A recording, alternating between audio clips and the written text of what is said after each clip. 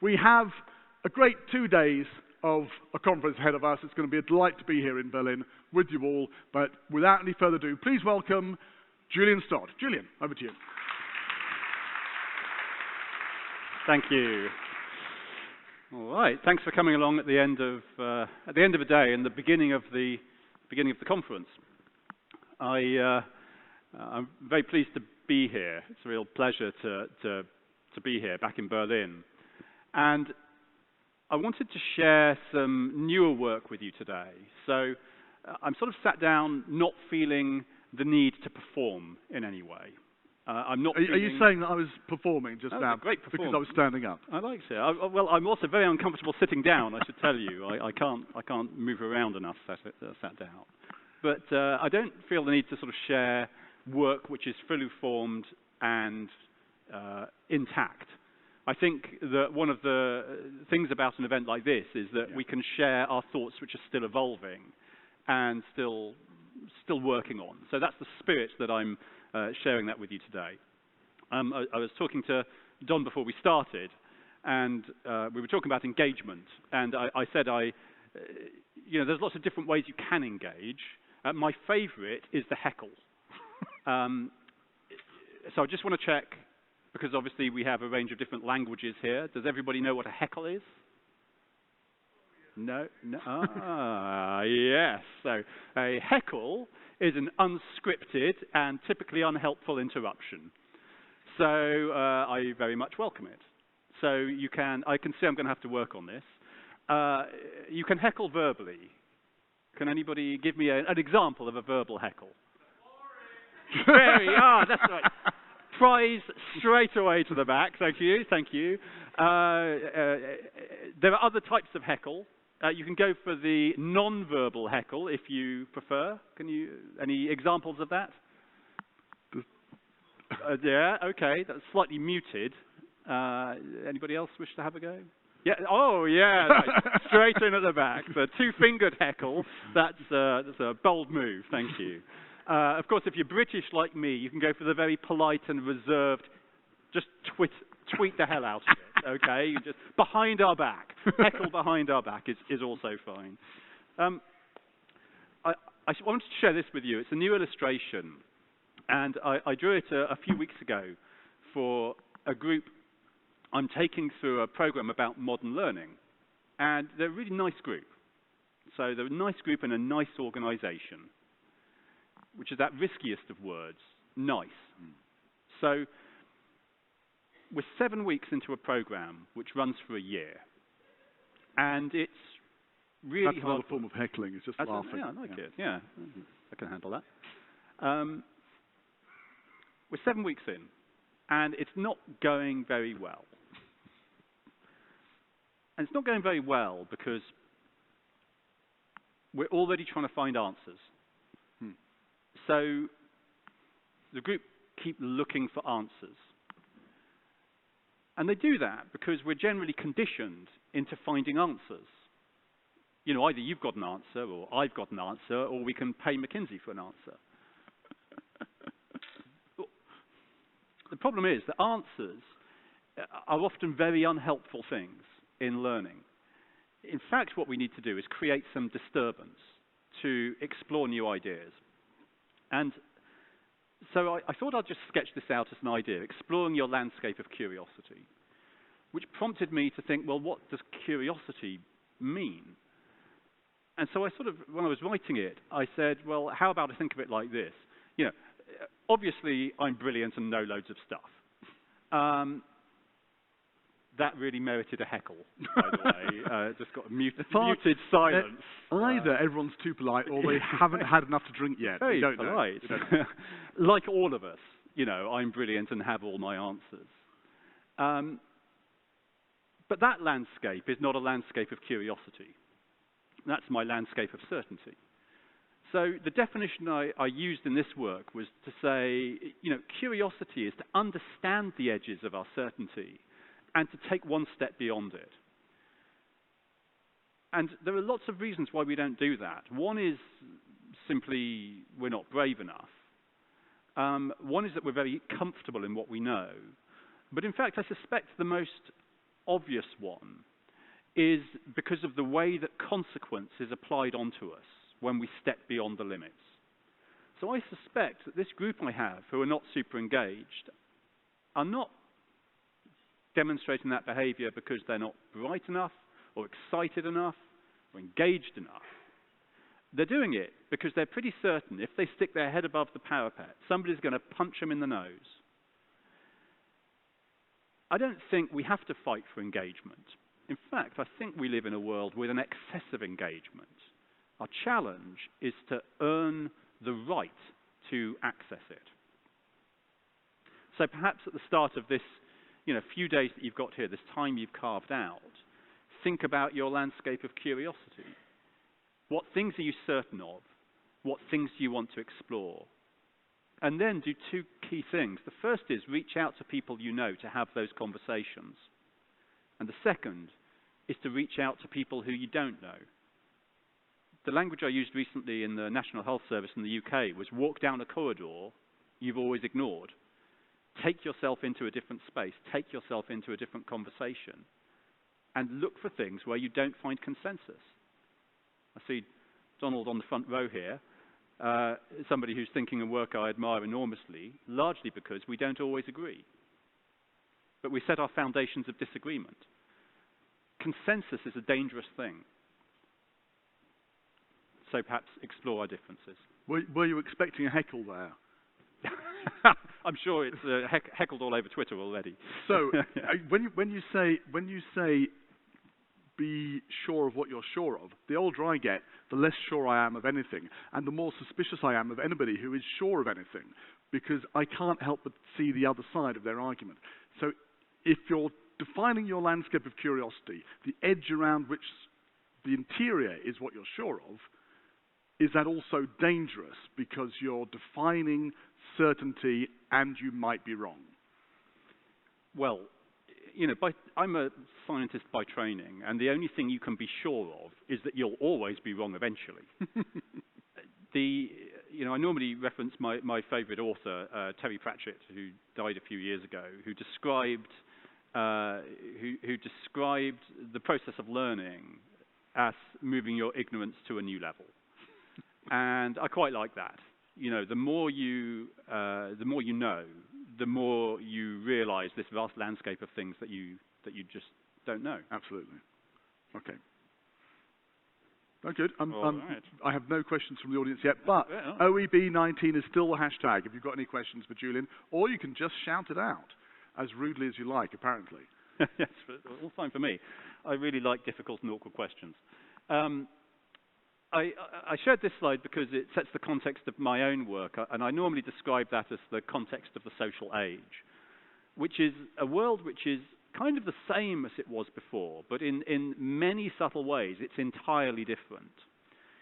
And I sometimes describe it as being beyond the digital age, partly because it's fun to annoy the technologists, but mainly because I think we've already seen some of the key transformative effects of technology. We're still going to get loads of wonderful widgets and devices, loads of new technologies, most of which will disenfranchise and disempower many people. The conversation about AI and machine learning and the impact it will have in business, and these big HR organizations talking about the future with certainty and authority, are of course absolutely wrong. What will happen is that technology will decimate the livelihoods of many people, and it will make those of us who are rich and have something have even more. By itself, technology will take us into difficult places. But the reason I sort of have hope is because we've got two key effects of the social age, which are already here. The first is radical connectivity. So we're connected in many different ways, almost all of which are beyond the oversight or control of any organization or individual. They allow us to have conversations on multiple levels. We can have polite, consensual conversations here, and we can have subversive and disruptive ones here. We can hold multiple identities in multiple spaces, and nobody can stop you from doing it. So the democratization of communication leads us to be able to build social movements more easily. And the second key transformative effect is the democratization of just about anything. you can be effective at scale without an organization, without infrastructure. The things that you used to need, you now don't, because you can just connect with them through a community.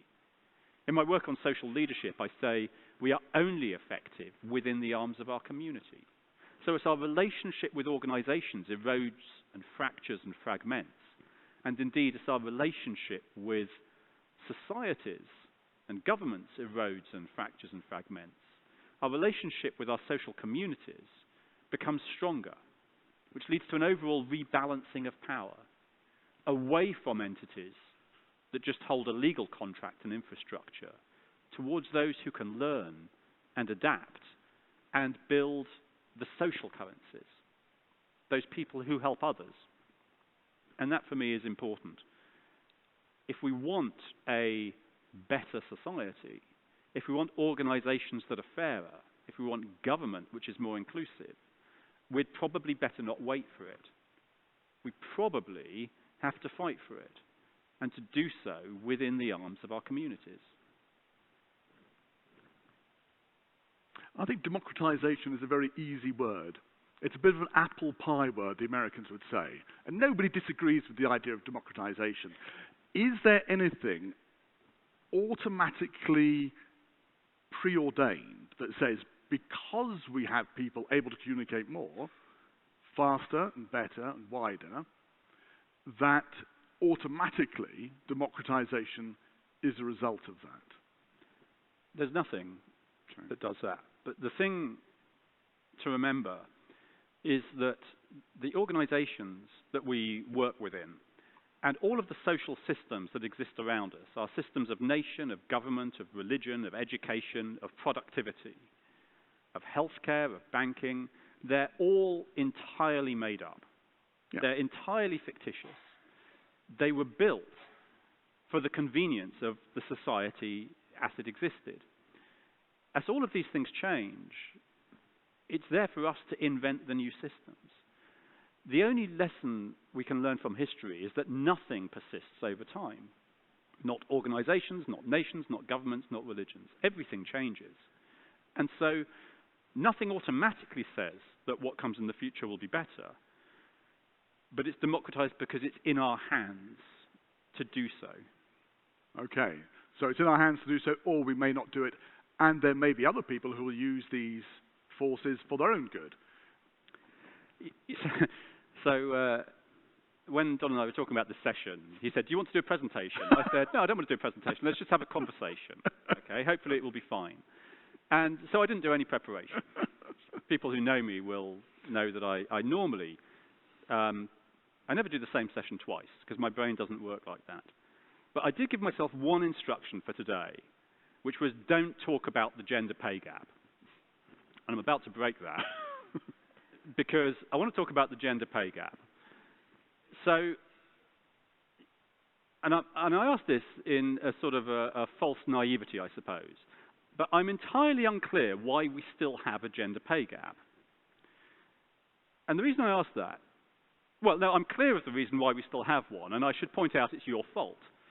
Because you have not risen up and grabbed your pitchfork and brought organizations to their knees to close it.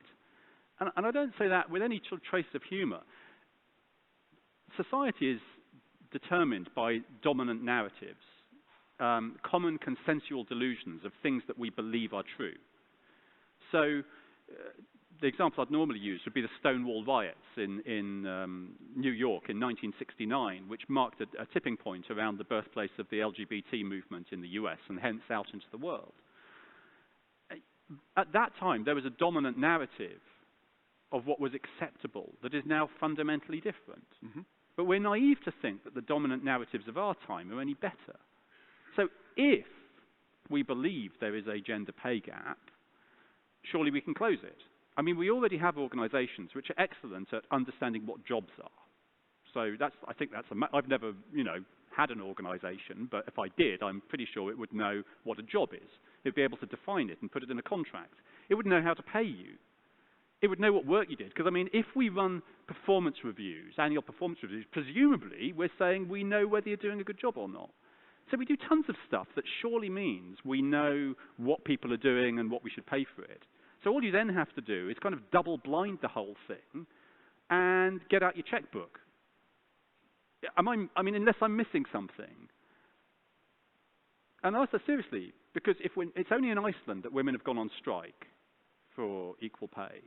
And in every other organization, you have these just long conversations about, there is a gender pay gap, but we're doing all this great stuff to minimize it, and here's an infographic, and here's a report, and this is what we're doing, and it's kind of nonsense. Like, if something is wrong, you stand up and make it right.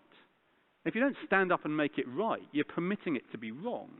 And you don't have to look far back in history, and quite frankly, not in Berlin, to see what happens if you don't stand up and make things right. So, dominant narratives are powerful because they constrain our ability. It's fear that stops us from doing it. The reason you don't stand up, and I don't stand up, is because we think we'll be judged, and we'll be shot down, and we'll be marginalized, and we'll be excluded.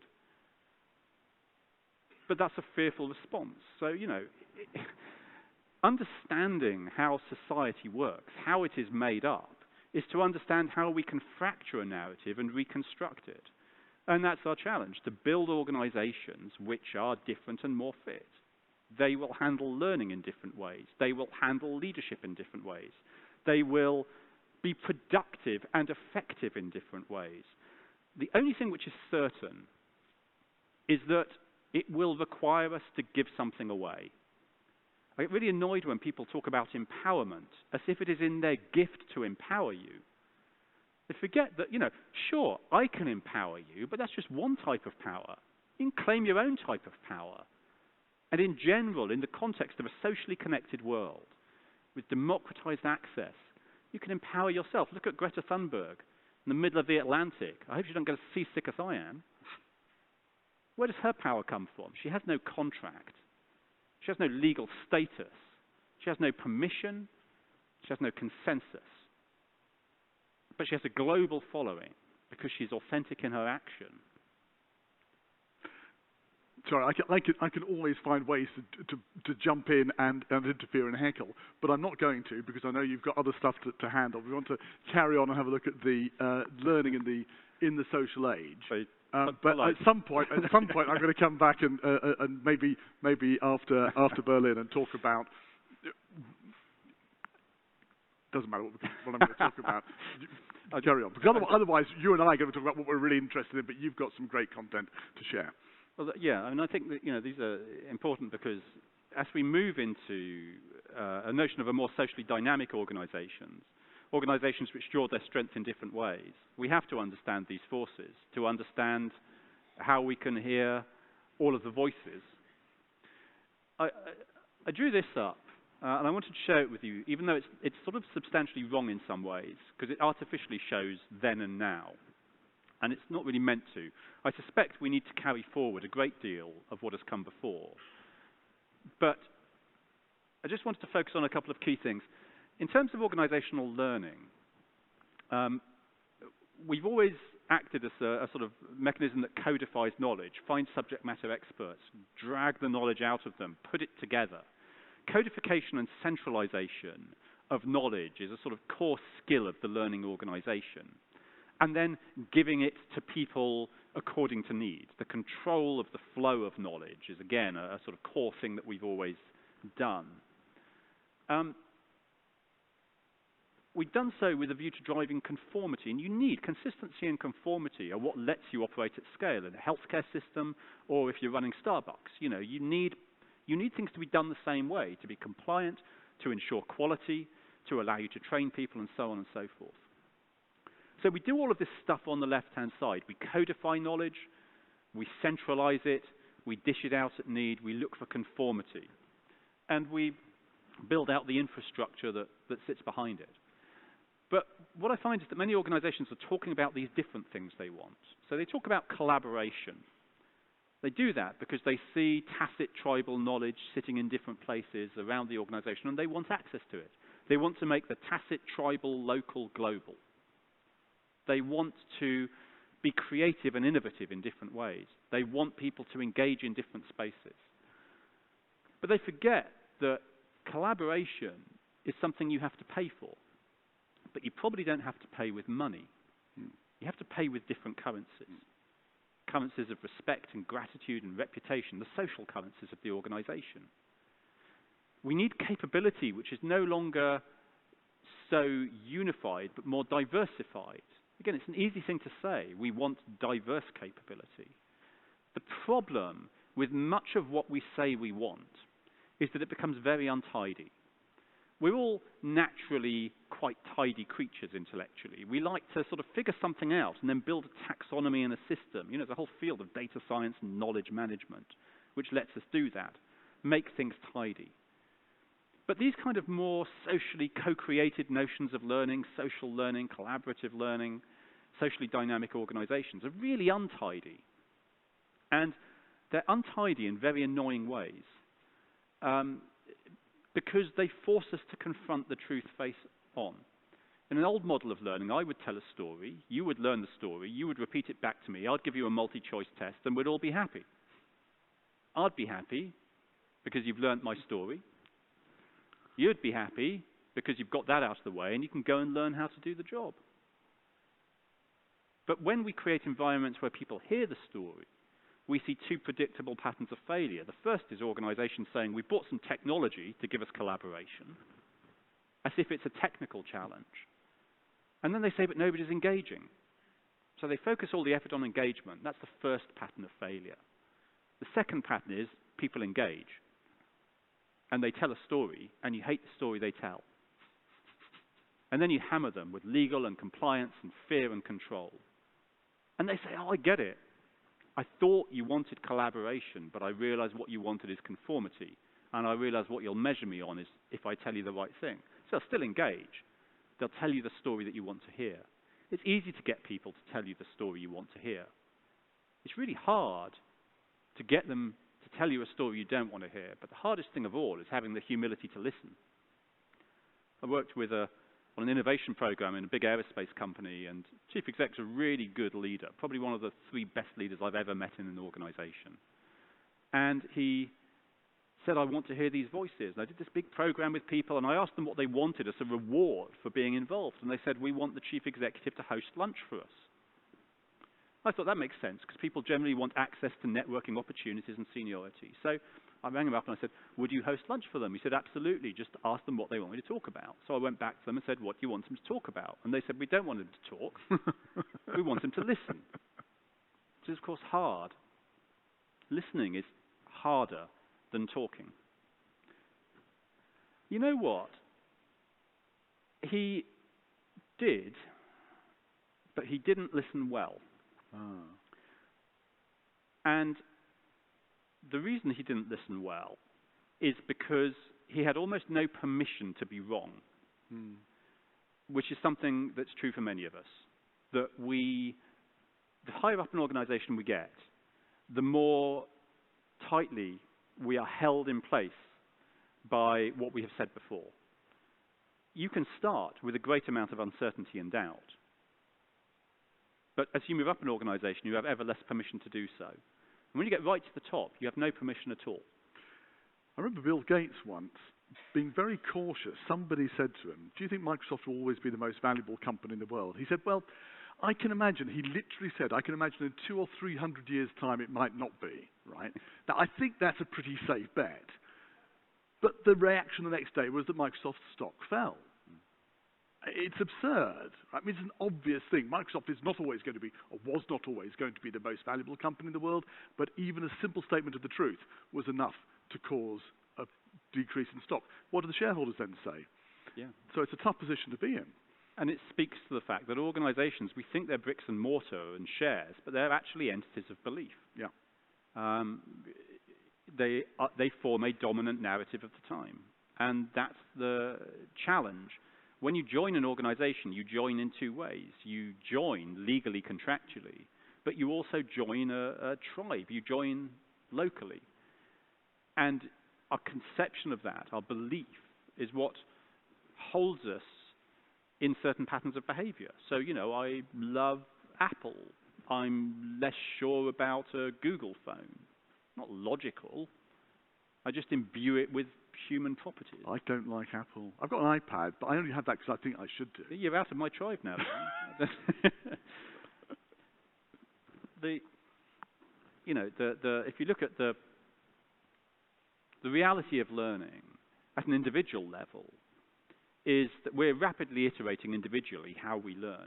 Organizations are way behind that curve. We see a rapid diversification of technology in our social lives. Organizations still procure at monumental scale and surrounded by suppliers who offer at monumental scale as well. The key feature we should look for in a system when we buy it is rapid disposability. And the key skill we should look for in procurement is a willingness to turn around and say, that thing we bought yesterday, we no longer need today. Maybe we need a new type of market that doesn't even punish suppliers for that. If we look for certainty in suppliers, then we'll be given certainty, but it might not be right. We're seeing this fragmentation of power. I worked in one of the pharmaceutical companies, and I spoke to the HR director, and she said, I've got a problem. I've got a guy who joined 2 years ago, and on day one, he couldn't get a coffee because he had this his security pass, and you have to charge it up with money and go to the canteen and buy your coffee with the security pass, and he couldn't figure out how to get it to work, and eventually somebody told him, so he made a video and stuck it up as an unlisted YouTube video. She said 2 years later, he's made over 200 videos, and 40% of people in the organization globally have looked at least one of them. She said, I don't know what to do about him. So I said, maybe you should say thank you. Because he's just somebody claiming space and power to help. The very things we say we want. And in fact, funnily enough, the things people say they want to do. So in my own research, over the last 3 years, I've been running a global research project around trust. And you get some really interesting effects. When you look at people in collaborative communities and ask them what they want for collaboration, they say, if we come together and we do something, it directly generates financial value for the organization. 56% of people want money as a result. But if they come together and they work collaboratively to make the culture of the organization better, to help others be successful, 7% of people want more money as a result. And I said to them, if the organization trusts you, not legally, not contractually, but if you are actually trusted by the organization, how will you experience that trust? And 54% of people said, I would experience it as freedom. I would have freedom. So I said, well, what do you want to do with that freedom? The top thing they said was, I would experiment. I would learn to do things differently. The next thing they said they would do is, I'd help others to succeed. Third thing they said they do is, I will share. I will share my knowledge, I'll share my resources, I'll share my network. It sounds to me like the very things we want are the things that people will do if we learn how to transact in those currencies. Well, Julian, you're talking here about something which is fundamental to organizations operating successfully. People voluntarily sharing, voluntarily going out of the way to help other people and so on. But it comes from a very different place to the traditional background of learning and development, which is the creators and distributors of content, the gateways to knowledge. This has nothing to do with anything I've seen on your slides or anything else, but do you think that the current view of learning development has of itself and its current skill set is ready to adopt this, I would say, different way of understanding how organizations and people work? I mean, in my work, I talk about legacy organizations, domain-based organizations, and then more socially dynamic organizations. And the more socially dynamic one is one which is able to evolve. Now, you know, the reality is that most organizations that you exist in today will fail. I mean, history tells us that very clearly. And that's okay. You know, I mean, the dynastic nature of organizations creates opportunity. So it's sad, you know, in the UK we see all these retailers failing, Mothercare failed, Woolworths failed, HMV failed. Well, you know, I feel a moment's remorse, but it's their own fault. You know, they didn't adapt, they didn't put things down. And there's a reason we don't put things down, because we're very invested in the current state. So, you know, Can organizational learning and development change? Probably not. Probably the same as HR. HR is experienced predominantly as a mechanism of control, and it needs to become a mechanism of enablement. But I wouldn't trust it. So we'll need something new, but it won't be HR. You'll still need HR as a mechanism of control. You need something else. The problem is HR is full of good people who want to be facilitating and enabling, but nobody is ever, anywhere in the world, going to say, oh, good, HR have turned up to this meeting. It's just never going to happen. Much of the fault of where we are now sits with us. It's doing things because we've already done them. So I'm not really that interested in whether organizations can adapt or change.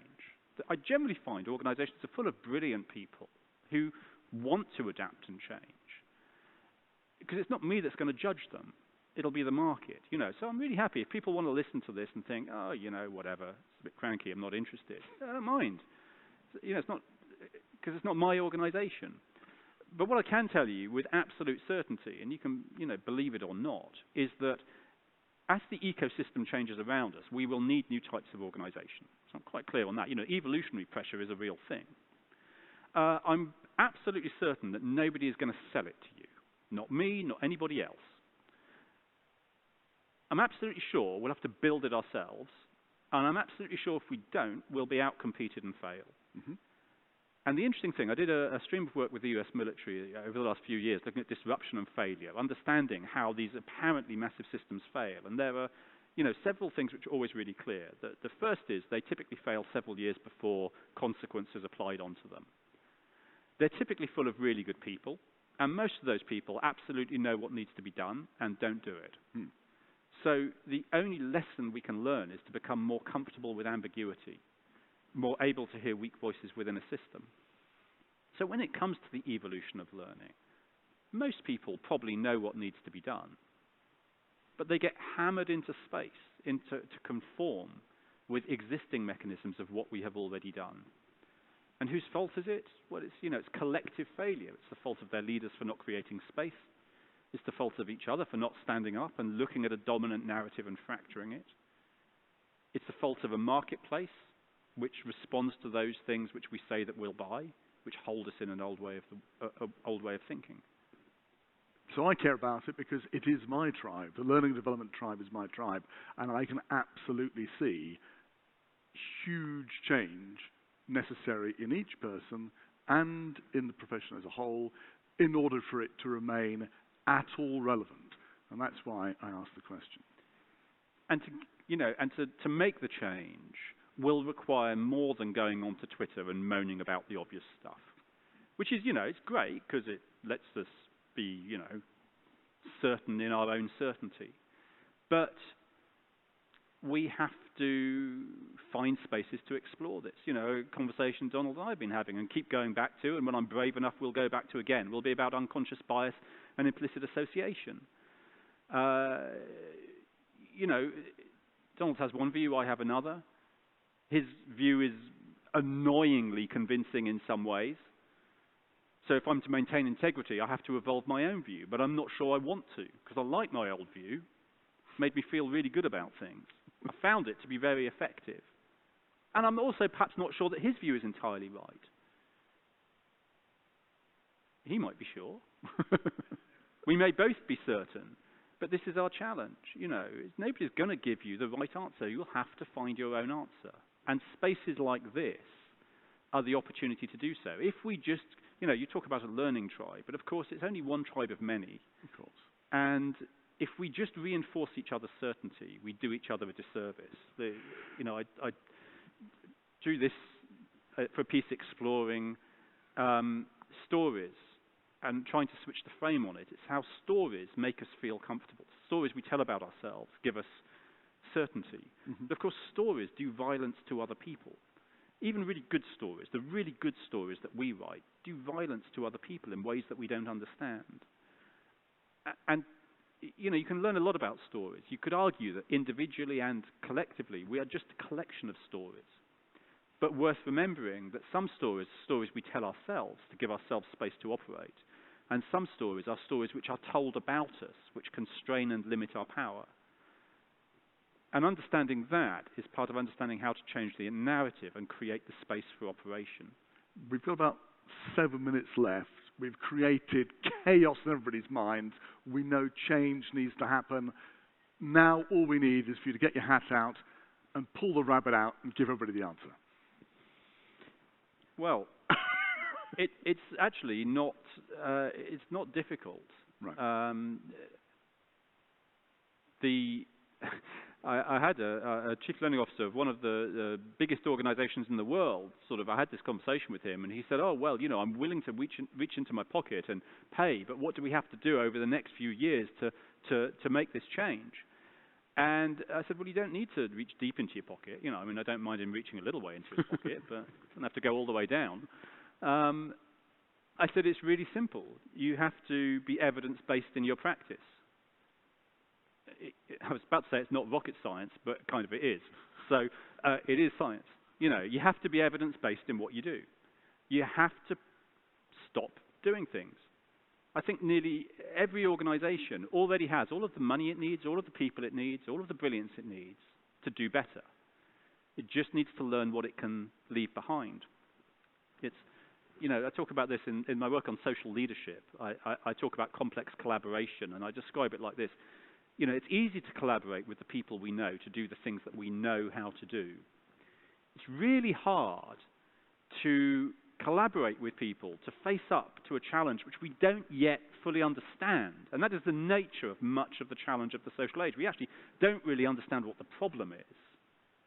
And we're also going to have to collaborate with the people who we sort of disagree with, which is that's a long way of saying that. So when I worked with the NHS and Scottish Government, I put it a different way to say change requires us to work with the idiots. And the specific competence that you need is to understand that a lot of the time you're the idiot. It requires us to reach out across our areas of difference, to collaborate in new ways, you know, to use that language of tribes, that it requires us to connect between tribes, to walk down those different corridors. To transform learning is not much more difficult than you doing something different. If you leave this event and you go back into your everyday world and you don't do something that is measurably different in 6 weeks, you could have saved yourself the bother of coming. I mean, Berlin's nice, so don't go home, but it's ultimately that. You know, the path to change is under your own 2 feet, to do things differently. And, you know, if you find that you can't, if you find you haven't got the space to operate, find a different organization. There's plenty of organizations that want to change. You can build your reputation there, and you can carry that forward. So ultimately, the reason I say nobody can sell you an answer is the answer is really obvious. Stop doing stupid stuff, learn how to do really good stuff, and challenge systems when they resist your ability to do so. And to be fair, we have Jeff Gordon-Bosch in the audience here, who, when was it you came to OEB and the next day you went back to your employer, who I won't name, and you said, right, I went to this conference, we're going to stop doing courses. 2015, the next day. So it's a good example of somebody taking action. Absolutely. There you are. I'll give you a last one. This is, I guess, again, when I was talking to Don about this session, sort of the opening up session, I kind of wanted to think about, you know, on your last day, when you're, you know, doing that thing of packing your bag and wondering why it won't zip shut on the way out, same as it did on the way in. It's good to think what you can take forward, but it's good to think what you can leave behind. And it might be some certainty, it might be some dogma of your own. It might be just something that we've always done. But that's the gift you can kind of give to yourself, is to just leave something behind. It's always a bit of an intellectual roller coaster having a chat with Julian, isn't it? But it's fantastic. Julian, there are so many pithy things you've said there. I think, for me, one of the great things is, yeah, change requires us to work with idiots, and sometimes we ourselves are the idiots. I think that's the toughest thing to imagine, is that we can not just be wrong. Sometimes we can be really stupidly wrong. We can be really silly about it, and we just have to be okay with that. And you know, a big learning from me this year. Over the last 18 months, I've been building out a big certification program. So practical capability building based around ideas, techniques, and experiments, which sounds a really sensible thing to do. It seemed like a good idea at the time. And the thing I've learned from it is that on top of all of that is culture. So I was taking one people through the storytelling certification, and they did phenomenally well. They did these incredible experiments over 6 weeks. And I took an identical group through it from a different organization, and they never got off the starting blocks. They got strangled by legal and compliance and all sorts of people. Nobody outright told them not to do it. They just mired it in complexity. The same group, 2 groups trying to do the same thing. One freely able to experiment, the other utterly unable. And when I looked at them, I saw that it's because one of them operated under a leader who is just brilliant. She's just brilliant. And I like her because she quite often says no to me. She says, you know, what's your best thought on this?